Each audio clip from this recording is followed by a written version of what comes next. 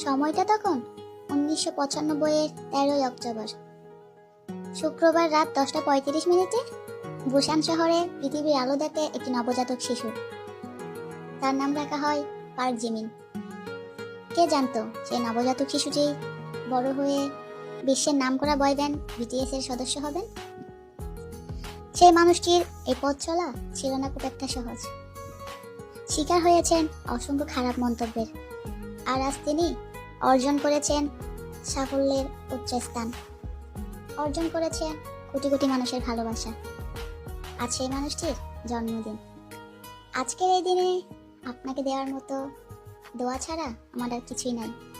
আল্লাহর কাছে দোয়া করি আপনি যেন সারা জীবন হাসি খুশিতে থাকেন, আল্লাহ যেন আপনার সব ইচ্ছা পূরণ করে। Happy birthday Busan prince Park Jimin. Wish you happy birthday, happy birthday,